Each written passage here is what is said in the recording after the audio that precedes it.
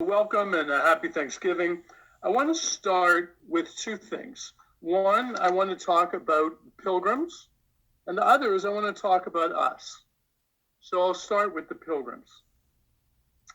There's a new book, it's a social history of the Pilgrims that's come out recently, and I learned a lot of fascinating things. So, first of all, the Thanksgiving that we're celebrating, we always say it's 1621 at a particular place, but the actual Thanksgiving dinner that the Pilgrims had was in 1620 in Plymouth Harbor.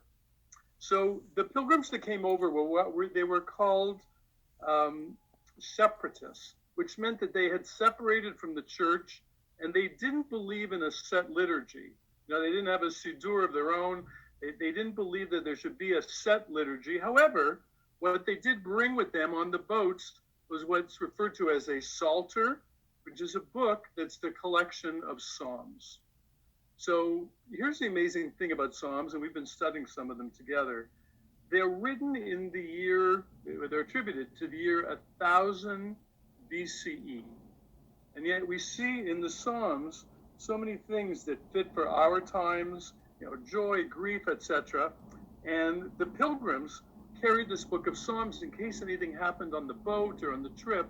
And here is the actual Psalm. It's Psalm 107. And I'm going to read it.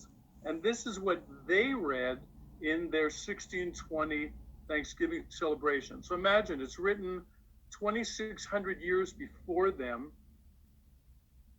And they found the perfect psalm. So here's Psalm 107. They have seen the works of the Lord and his wonders in the deep.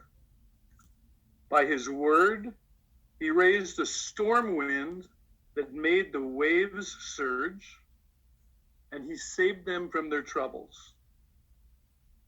God reduced the storm to a whisper. The waves were stilled, and they rejoiced when all was quiet, and when God brought them to the port that they desired. His steadfast love, his wondrous deeds for mankind, and there he settled the hungry, and they built a place to settle in, and God blessed them, and they increased greatly. So that's what the Pilgrims read from the book of Psalms in 1620. So now briefly, I want to talk about us. I was trained by a Jewish man who was a chaplain in the Navy, the U.S. Navy. He was trained by a non-Jewish chaplain in the Navy. So one of the things that he always taught, and I think this is true for all of us, we have to see ourselves like a goblet that we're pouring wine into, and you have to keep filling yourself. You have to keep filling the goblet, and when it's so full that wine overflows, that's what you share with other people. Okay, so the part that you give away is the overflow. You have to keep filling yourself enough that you're overflowing, and that allows you to give to the people around you without being drained yourself. So we fill ourselves, we keep ourselves healthy with healthy thoughts and food, kindness between each other, the interests in our lives, the loves, the friendships.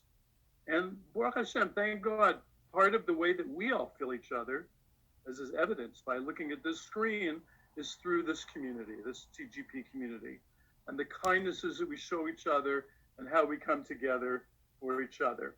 So that the Thanksgiving is the fact that we have what is being poured into us and what can overflow and that we can share with each other.